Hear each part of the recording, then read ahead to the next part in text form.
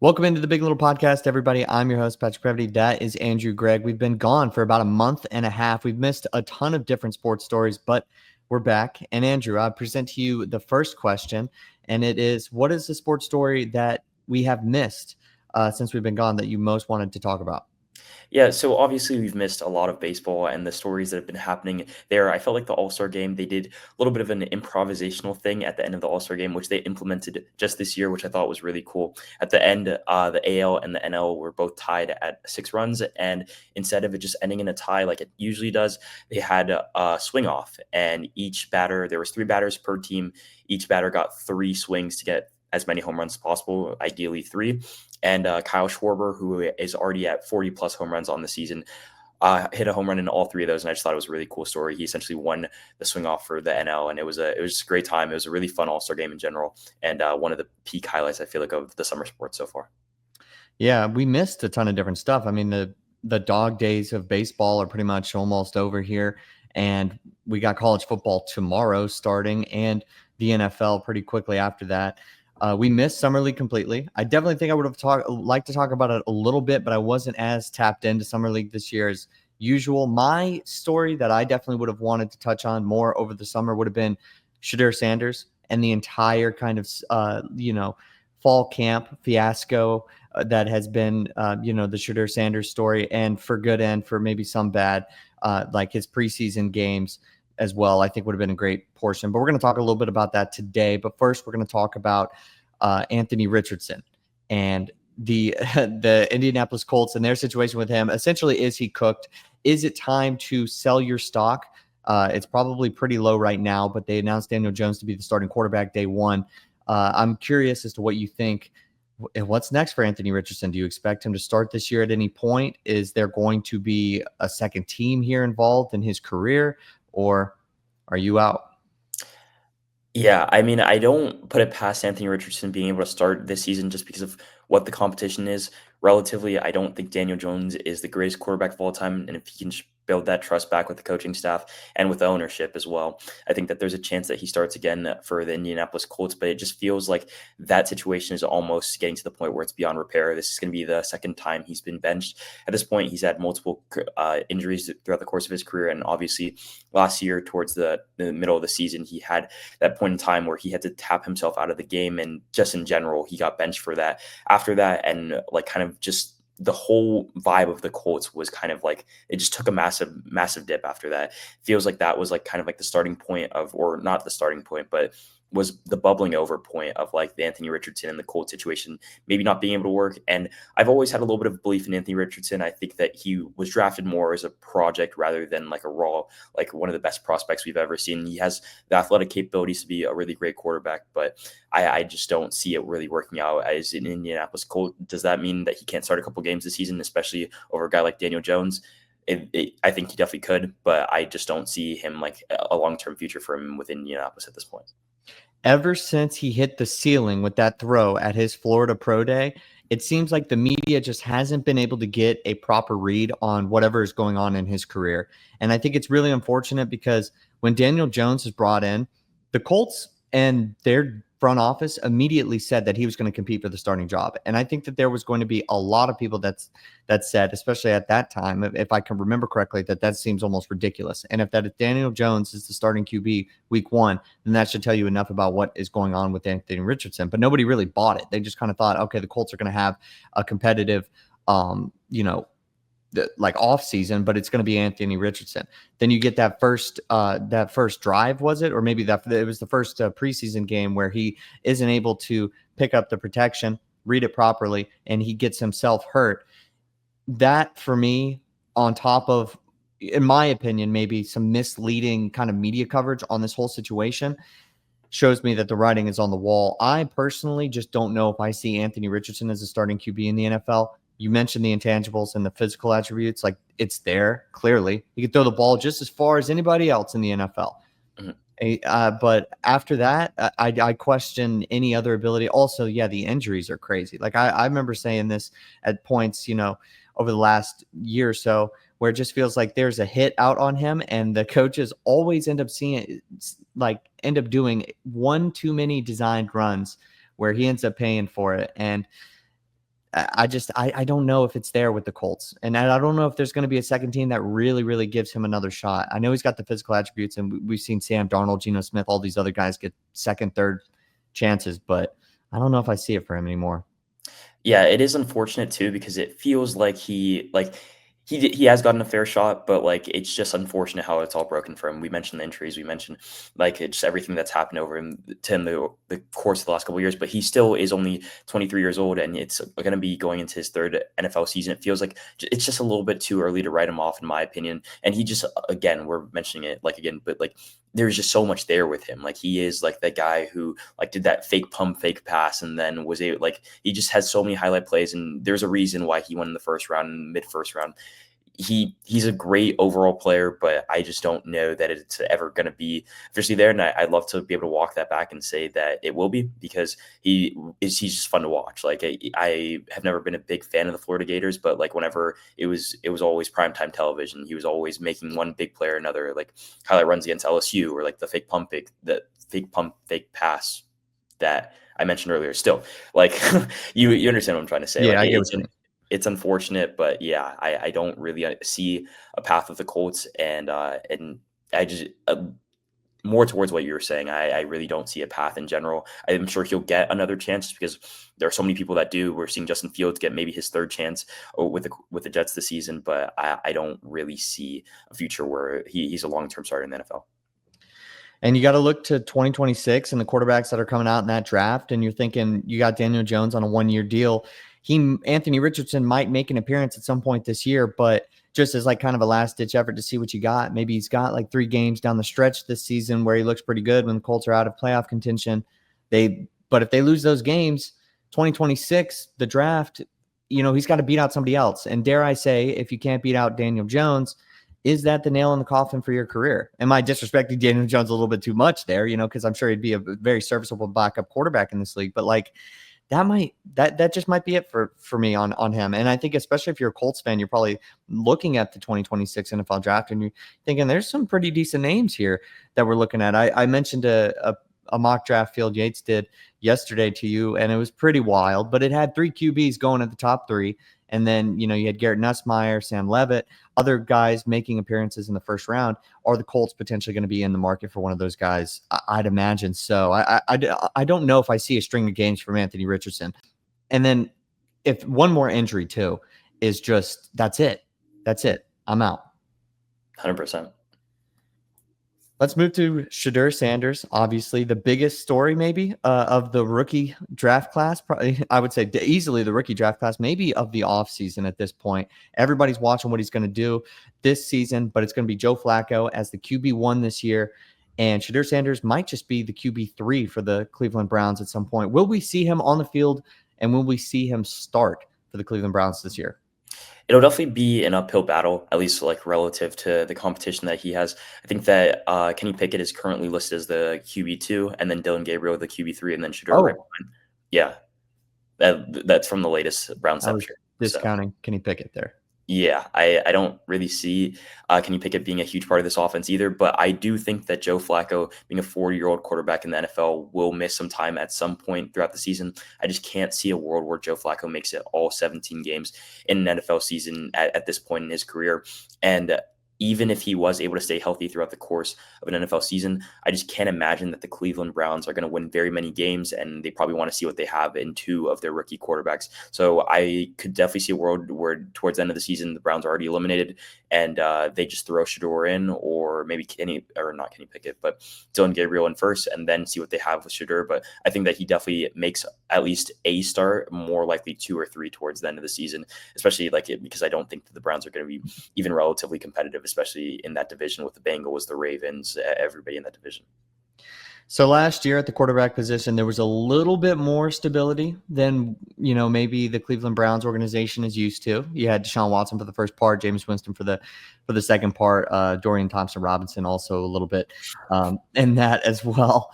But before that, the Cleveland Browns had 5 starters in 1 year in 2023 and plenty more also in 2022. So there's going to be multiple starters this year for the Browns. I think that that's definitely a guarantee just based off of, like you said, Joe Flacco, 40-year-old QB1, probably not going to be something that's going to last from week 1 to week 18.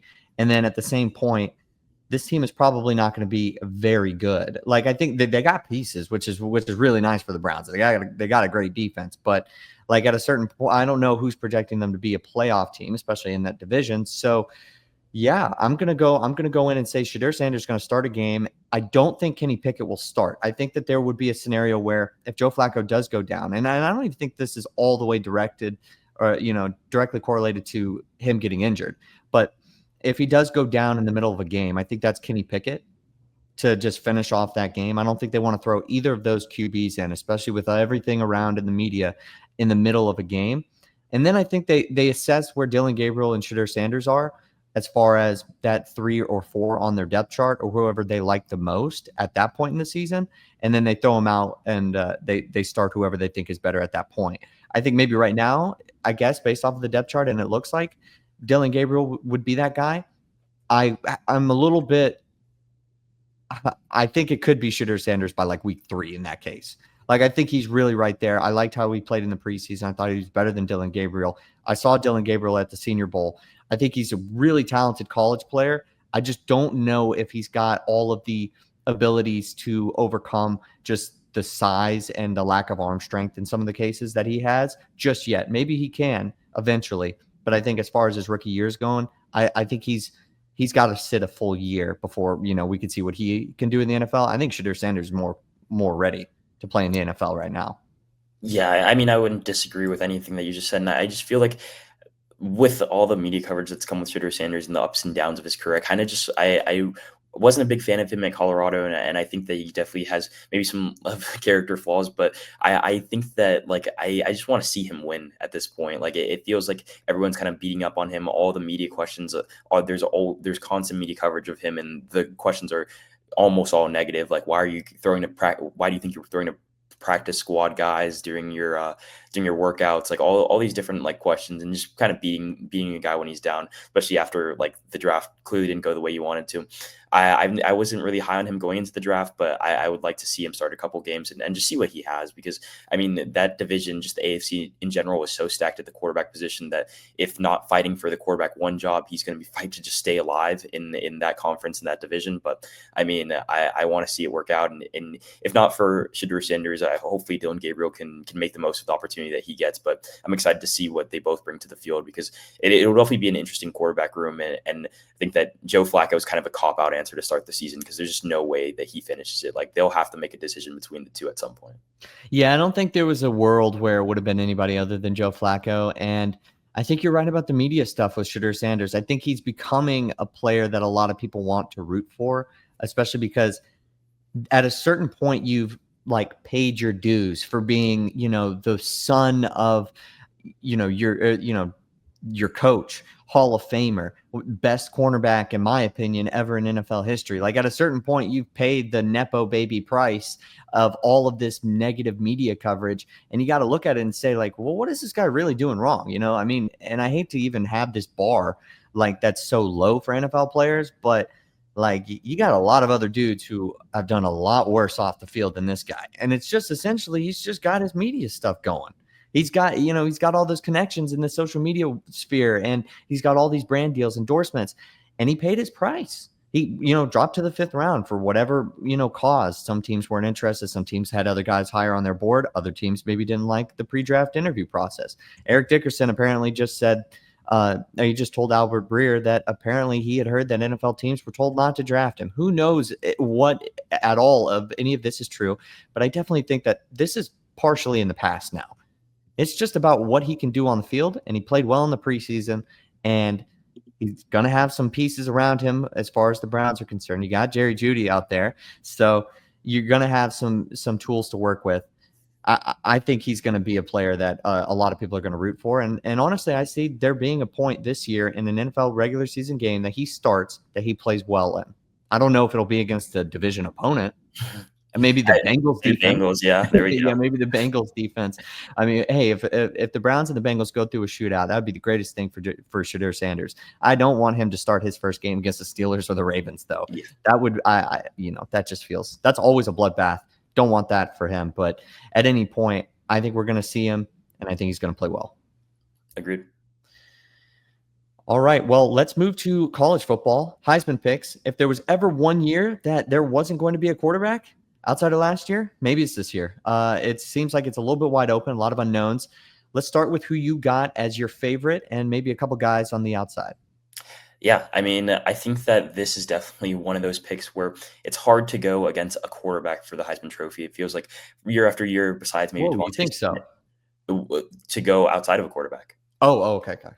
Yeah, so I feel like year after year, you see a quarterback winning the Heisman Trophy, and usually reasonably so. Like the quarterback is one of the hardest positions to play in all of sports, and obviously, like in football, probably the hardest position to play. So I think that it's almost deservedly so, but it almost turns into quarterback award minus the Devontae Smith year, a couple years like in the very distant past. But I think that Jeremiah Smith is definitely the guy that you have to look out for this year. I mean, it's been said over and over again. I mean, he is only a true sophomore. He is one of the best players that we've ever seen in college football. And truthfully, I think he could be like a top 20 NFL wide receiver right now, which I don't even think is that crazy to say, and could be a lot of teams' wide receiver one.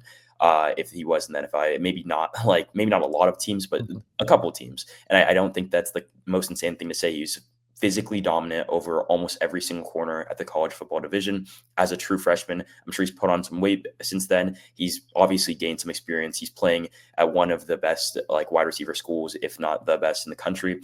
And I just don't see a world where he is limited or is been like stopped in any way. Like I could easily see him averaging over 100 yards a game, if probably well over that. So if there is going to be any year for a wide receiver to win the Heisman Trophy, definitely think it'd be this year, especially in a quarterback class where there are a lot of standout guys, but nobody in particular where you can kind of just nail your finger on. Obviously, you have Arch Manning, Sam Levitt, a bunch of different Garrett Nussmeier, all these different guys. But would I put my money on any of them to like secure the deal? Not really. And you have a guy who was physically dominant over everybody that we saw last year. It's the point where he like almost didn't single-handedly, but it really helped his team win a national championship last year as a true freshman. So I don't really see how you can go away from that guy.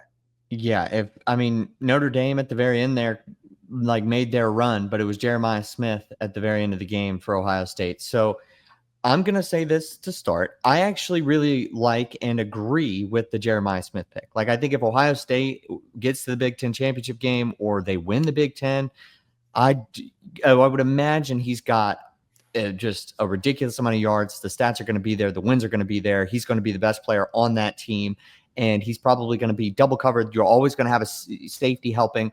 And, his second guy might get a lot of yards as well, whoever's going to be the second leading receiver on that team. But Jeremiah Smith is going to be on a different type of level, and then you just can tell based off of how defenses are playing him. I would be remiss also to just not mention some of the QBs that are potentially in this, such as Arch Manning. I think that the issue is just we haven't seen him for a full season. If this was next year and he decides to come back from Texas, I mean, goodness, I don't know what the odds would be. I believe he still has the best Heisman odds. I'm looking at like FanDuel. I think he's plus 600. But if this was next year, I mean, who knows how low that would be. His only thing is we just don't know how good. And then big test. I think that the test Texas-Ohio State week 1 is maybe bigger for him than it would be for Jeremiah Smith, just because I feel like you could put a loss if Texas loses on Arch Manning more than you could for Jeremiah Smith if Ohio State loses. But I really like Arch Manning. That would definitely be my second pick, and that's pretty close.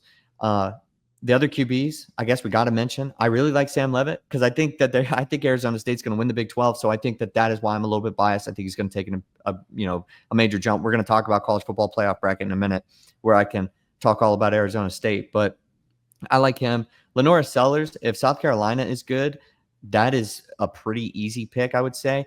Guys, I'm a little bit iffy on, and you can give your input here. Carson Beck and Cade Klubnik. Wins for those teams, for Miami and Clemson in the ACC, will be good for their Heisman campaign, but it won't be on the same level as some of the other guys I just mentioned. And I just feel like I could see both Carson Beck and Cade Klubnik losing games for their teams. And if that is something that I can see, I think that really puts you behind in the Heisman race. Yeah, I completely agree. I definitely think that even as a Miami fan, I can't discount the fact that I wouldn't put Carson Beck up there in the running for Heisman Trophy winner. I think that Miami would have to go undefeated for that to happen. I don't see a world where that's really possible, at least not personally. I think that a name that we might have missed out on, LSU quarterback Darren Nussmeier, I think said it towards the end of mine, but if LSU has a really good year, especially in the SEC. I could see him winning it even with a couple losses on his resume. I don't think that the blame will be completely on him for a lot of those losses. He's one of those quarterbacks where I think if he can limit those mistakes that you're talking about and not lose himself or lose his team some of those games, he could definitely be right in the running for the Heisman Trophy. And then, like you mentioned, Sam Levitt, I think that he is like a little bit farther out, but I think that Arizona State with a great year, he'd definitely be more of the reason, especially without the great running back in Cam Scatterbo.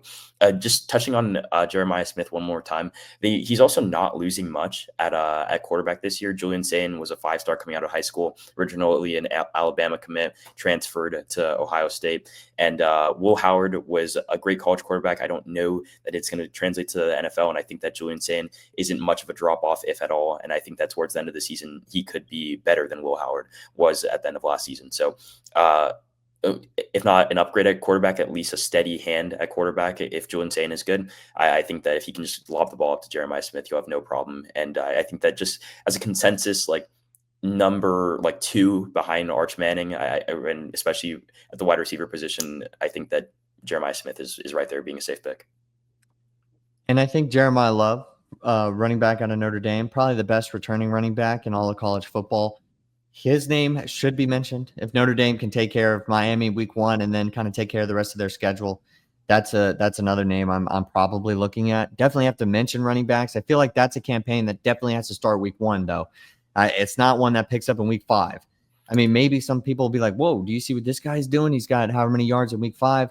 I see that, but I don't think that could take you all the way home because we just watched Ashton Genty come up short. Now, granted, last year, I mean, that crazy, right? Travis Hunter, like completely different player, wide receiver corner, and then, Ashton Genty having maybe one of the best running back seasons that we have seen in the last 20, 25 years.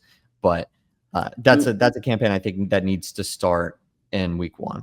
Yeah, I'm personally just so low on running backs when it comes to the Heisman Trophy, especially preseason trying to predict them, just because guys like Ollie Gordon last year, he was came into the season as maybe a Heisman hopeful and definitely at least a first-round draft pick, and then he falls all the way to the 6th round with Miami. They finally take him, but I feel like the running back position can just so drastically change from year to year that I really like sticking my neck out for, especially for a Heisman Trophy. It's just so hard to do, but if there was going to be a guy like Jeremiah Love, especially towards the end of the season last year, was flat out dominant. So I definitely think that you could put his name in the hat, but probably not a lot of people outside of him. Especially before we move to the college football playoff bracket, just kind of a thought. Should this be an award that moves after the playoffs? I like it being a regular season award just because I think that I don't know. I think that people can put a little bit too much stock into like one game against a really, really hard opponent. I think that it shouldn't. I don't think that it should completely diminish it. I think that I like it saying as a regular season award, just like how the NBA MVP is a regular season award, how the NFL MVP is supposed to be a regular season award. I think that keeping the award separate from the actual postseason is how it should be. That's fair. That's fair. I mean, I can see that. Okay. Let's move to the college football playoff bracket. We're going to project the top 12 teams, who's going to be there at the start of the playoffs. Andrew, give me your 12. Got it. So starting from the top, and then we'll do some reasoning afterwards. I have Ohio State as my number 1 overall, Texas as the number 2 team in the country, number 3 Clemson, number 4 Penn State, number 5 Georgia, number 6 Oregon, number 7 Miami, number 8 Kansas State, number 9 Notre Dame, number 10 Alabama, and the last 2 spots LSU and Boise State. So we don't have a ton of differences here. Obviously, I think when we take a look at the top, I have Texas and Ohio State switched. I'll go through mine really quick. Number 1, Texas. Number 2, Ohio State. Number 3, Notre Dame. Number 4, Penn State. Number 5, Clemson. Number 6, Arizona State. Number 7, Oregon. Number 8, Alabama. Number 9, Miami. Number 10, LSU. Number 11, Georgia. And number 12, Boise State. We have a difference at the top there, and I think that comes from week 1, correct? Yeah, I think that just Ohio State's going to be too much to handle for Texas in the shoe. Obviously, they're going in with a redshirt sophomore who hasn't started a game, but I think that between Jeremiah Smith, Carnell Tate, they'll get it done, especially at home. There, I was looking at a stat that said that like in Power Four games, the home team wins 70% of the time. There's going to be 90,000 plus people in the shoe, and they're going to be coming off a national championship. It's going to be tough for Texas on the road. I think that I give that to Ohio State. That gives them the edge for the 1 and 2 spot, but I can definitely see Texas taking it. They're the number one team in the AP poll. They're like not undoubtedly, but like one of the best teams in the country. I could see it flipping either way. I just have Ohio State winning that first game of the season. Yeah, like you said, could see it flipping either way. I got Texas winning that game. I have them as that top team in the SEC, and I think that that will be enough to get them that 1 seed. But Ohio State, I also have them winning the Big Ten championship game, as I'm assuming you do as well at number 1. Yep, go ahead. Yeah, I think that these 2 spots also come down to who wins the SEC and who wins the Big Ten. I think that those 2 are undisputedly the 2 best conferences, and I think the number 1 and 2 spots will be reserved for those 2 champions. So could I see Penn State in this spot as well? Definitely. Could I see Georgia or maybe even Alabama in that spot, either 1 or 2? Definitely. So I think that these 2 are kind of just reserved for whatever those 2 are. I think that Texas comes out of the SEC. I think that Ohio State comes out of the Big Ten, and then obviously they would have played head to head. So that'll be the flip there. I very much agree. I think regardless, I think we're going to see potentially, I mean, I think one of them will have only 1 loss, but I could see 2 loss champ at number 2. Like absolutely. It has to come from those 2 conferences though. Yeah, 100%. I don't think there's any other way that could go where anyone would be even close to 2 losses and even within like maybe the top 5. So the biggest difference, we both have Clemson and Penn State at the very top. We both have Clemson, or excuse me, I have Clemson behind Penn State, so we have them flipped. But I have Notre Dame in front of both of them because I have them winning against Miami in week 1 and being able to hold on to their schedule the rest of the way, essentially. I think that they obviously get jumped by those 2 big conference championship teams, but you got Penn State above Clemson. That's because they lose to Ohio State in the conference championship game. Yeah, Penn State definitely has a tough road to get to the championship game. They play Oregon and Ohio State in the regular season. So I think that if they lose one of those 2 games and then also lose in the Big Ten championship, they'll slide in right around 4. But this is one of James Franklin's best ever teams they put together at Penn State. I don't trust him to win the big game, but I mean, he's gotten there at least last year playing Oregon in the Big Ten championship, and I think he can get there again. And if he does get to the Big Ten championship, I don't think that the committee penalizes him for losing that game. So I think that they probably go in as the 3 or 4 seed and probably come out no lower than 4 or 5. Yeah. So when I was looking at it, I remember thinking, why do I have with Penn State having such a tough schedule and losing to Ohio State? Why do I have that 2-loss non-conference champion above what I potentially will project Clemson as being maybe a 2-loss champion in the ACC? I was kind of questioning it a little bit. And that's why I ended up putting Penn State above Clemson, essentially, because I was looking at the end of Clemson's schedule and I was thinking that they're going to lose at some point to a South Carolina team. And so they're going to be pretty high up, but they're going to lose late at some point, or they're going to lose to LSU, like to start. Like they're going to have one of those out of conference losses that I think kind of weighs them down a little bit. And then they're going to drop a game in the ACC at some point. If they don't, I still kind of like that area. I just think I'm giving Penn State kind of the benefit of the doubt that their schedule is just going to be tougher at the end of the road, and those losses aren't going to be ugly. And I think that the committee will just give the nod to Penn State there in Clemson. Do you want to move to the further part of the bracket? Yeah, just last thought on Clemson. I think that I'd like to see like some more out of Cade Klubnik. It's going to be his 3rd year starting, so I think that if he can just avoid one of the big losses, like just dropping a game during the regular season, it's tough to say just because but it is the ACC, so you want to see a Clemson team that is supposed to be one of the dominant teams of that conference. If Cade Klubnik can just keep it together, I don't have a not a down loss, and I think that they could easily slide into 3 or 4. So that's my final thoughts on Clemson. So the biggest difference, I think, comes with we have all of the same teams here, except I have Arizona State winning the Big 12 and you have Kansas State. I think I've got a ton of respect for Kansas State and all the returners that they bring back. But I just really like what Kenny Dillingham is doing with this program on top of Sam Leavitt. And I think obviously losing Cam Scatterbo is tough, but I think that they're going to be able to rally a little bit. I still think that they're going to be a very good offense, and I think that they're going to be a pass maybe not pass heavy, but like pass successful offense. Like they're going to be able to do a lot more through the air than they were last year, just based off of the projection and the growth that I see from Sam Levitt. Yeah, I mean, I can't really argue Arizona State that much. They showed us a lot last year. I think that the one argument would just be the fact that they were super reliant on Cam Scatterby last year, and we saw that in the Texas game. We saw that just throughout the course of the season. He tried making a rally for himself as a Heisman hopeful. Obviously, that didn't end up panning out even remotely, just because of who he was running against. And in any other year, I don't think it would have either. But still, he was a very big part of that offense. And do I think that offense maybe takes a step back and then maybe 2 steps back and then a step forward because of the fact that Sam Levitt will improve once again? I think you saw a lot out of Sam Levitt towards the end of that season as well.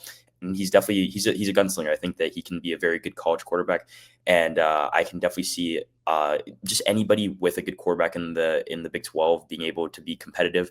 But I personally have to go with Kansas State just because of the fact that they have a bunch of returning starters on a defense that was one of, if not the best, the Big 12, definitely the best front seven in the Big 12. Avery Johnson is a career 35 and 10 touchdown to interception ratio.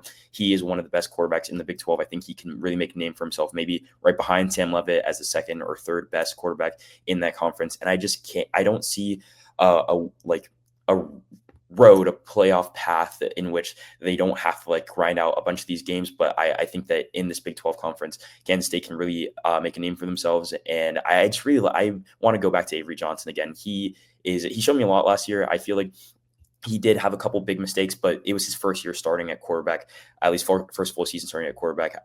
Those mistakes are going to happen, especially for a college quarterback. I think that if he can limit some of those mistakes, rely on his defense, and just the fact that he is a dual threat quarterback in that conference, in a conference that is relatively weak, he can make sure to pull out some of those games and not make the big mistake. I can definitely see Kansas State at least making it to the championship game, and in that case, winning it. So some of the outside teams that we end up having, I have Arizona State as high as 6. You've got the winner of the Big 12 at what? You have them at 8. So I have it because I think Arizona State's only going to have one loss. I think that's one loss conference championship in the Big 12. I know there's a bit of a drop off from the SEC in the Big 10. I think that's still respectable. So I have them as high as 6. I think they'll get a reward for playing in that extra game. But our outside teams here are the same. And you have Notre Dame a lot lower, so we'll get to that in just a second. But I wanted to kind of lump these teams in here really quick. Oregon, Alabama, Miami, LSU, Georgia. You've got Georgia in the SEC championship game. I do not. I have Alabama. And then Oregon, we both have out. We have Penn State in favor of them in the Big Ten championship game. And then we're looking at some of the other teams, such as Miami in the ACC championship game, right, to Clemson, losing. Mm-hmm. And then we got LSU just sitting there as another team that neither of us have in the championship game, but is also going to make the playoffs, just in the same vein as Oregon.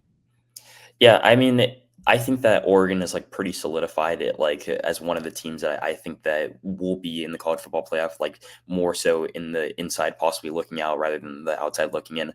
I just don't really see a path in which they have a relatively easy schedule. I think Penn State is one of like maybe 2 ranked opponents that they play all season long. If they do lose that game, they won't be in the Big Ten championship. So I think that they'll just be, at least unless something miraculous happens to Penn State. So I think they'll be at the outside looking in, at least for the Big Ten championship game, but they should be safe there at 6. Miami is definitely, I have 100% faith in Miami, just because being a fan for so long, we've never made the college football playoff, at least like this current iteration of it. And like even when it was a 14 playoff, I don't really see a world where Miami doesn't make it, just because again, I am a fan. I'm high on Carson Beck.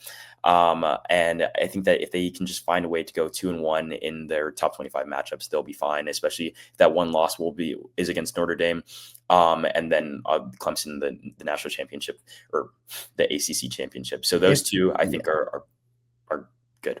If their only 2 losses are against Notre Dame and Clemson, I think that they're going to be in. And I don't know exactly what the seeding will be, just based off of, I don't know exactly the resumes of the teams that they'll be put up against as far as the committee is concerned, but they're going to be in if they only lose those 2 games. And if they're close, they're pretty decent matchups. They show us something. And then a lot of times people forget about what happens in week 1. And that's an unfortunate part of all of this. People are human, and we could potentially see a Miami team, if those are their only 2 losses, go on a massive string of wins if they if they initially lose to Notre Dame. But obviously we have those flipped. You have Notre Dame losing that first game, correct? I do have Notre Dame Yeah. losing to So that's Miami. why they're partially a little bit further down. Yeah. That would be a big win taken off the resume. All right, let's talk about Group of 5. Then we're going to get into the Week 0 picks. We both have Boise State. Any other team that potentially you were looking at? Yeah, I mean, UNLV last year showed us a lot, especially like losing their quarterback in like the first couple games of the season, and then being able to still put a roster together that was highly competent, and then kind of just see that team to the finish line. I think that they definitely have a shot as with the Group of 5 team to make it. I think that Group of 5 team is probably relegated to that 12 spot, but I definitely see Tulane possibly in there. Liberty is always one of the contenders, possibly Memphis. I think that out of the AAC they could definitely make a run, but I think that between those 5 teams, Boise State, Memphis, UNLV, Tulane, Liberty, one of those teams will be the team to get it done. And I kind of see it like playing out like it did last year. I don't really see any of those teams making a huge impact, but it's nice to see like a smaller school being able to get in and maybe possibly make a run.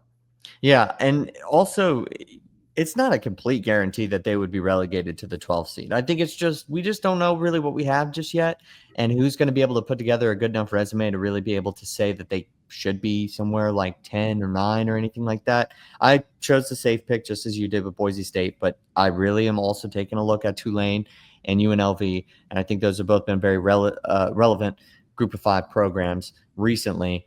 They've got a shot.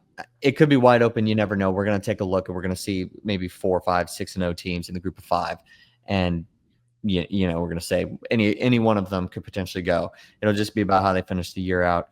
And hopefully they don't end up, having friendly fire and they end up having like their only loss to another top Group of 5 teams. I'd rather them have one of their losses to the teams in the playoff or something like that. Have a more respectable resume in that sense. But should be close. So those are the college football playoff bracket picks that we have. Hopefully we get them all. Hopefully we get all 12. Oh wait, we omitted Michigan. I definitely feel like that is something that we also need to address too. I just feel like their ceiling wasn't as high as some of the other Big Ten teams. And how many Big Ten and SEC teams are we going to have in here? We got a good chunk of them. We got 2 ACC, an independent Group of 5, which is obviously the automatic bid, and then 1 Big 12. So the rest are SEC and Big Ten. We're running out of spots here. Yeah, I mean, Michigan only plays 2 preseason ranked teams, so I think that is definitely in their favor. But Bryce Underwood, as great as he could be, he's still going to be a true freshman going into the season. I struggle to think that this team can completely flip the switch, and if they could definitely be contender for it, but if they slip up just once and then lose to Ohio State in the last game of the season, it could get dicey for their playoff position, especially relative to the SEC teams that will be fighting to get in there. And you have to see how that Ohio State game goes as well. I mean, Michigan is going to have a pretty, like you said, they play 2 teams ranked in top 25 in the preseason. They're going to have definitely probably stack up some wins, but how many quality wins are they going to be able to stack up? They could potentially get jumped by a 9-3 good SEC team. And I think that's exactly what happens here. And that's why I have, Georgia and LSU right there. Who knows if they'll actually be 9-3, if they'll both be like 10-2 or something like that. But I'm sure we'll see a 3-loss team at some point. We're going to be picking every single game this college football season, starting with Week 0, Iowa State at Kansas State. I have Kansas State. I think Kansas State's winning the Big 12, so I have to have them winning this game. I think that they pull out a close one against Iowa State. I got Kansas State too. Too many guys returning. Idaho State at UNLV. UNLV is one of the picks that we have possibly making it to the college football playoffs, so I have UNLV in this one. I'm there with the same reason. Fresno State at Kansas. I have Kansas in this one. I think that with their starting returning quarterback and just the guys that they have on that team, I think that they're just a better team. They got to stack wins early, so they better get this one. Sam Houston at Western Kentucky. Western Kentucky, the Hilltoppers. I love them. I don't think Sam Houston's very good. I have Western Kentucky. Yeah, give me Western Kentucky too. Stanford at Hawaii. We'll get this down. Stanford is my pick for this one. I think that Andrew Luck is going to turn that program around, and I don't have that much faith in Hawaii. I think they will turn the program around. It just won't happen in Week 0. Give me Hawaii. This has been the Big Little Podcast. I'm your host, Patrick Previty. That's Andrew Greig. We'll see you guys next time.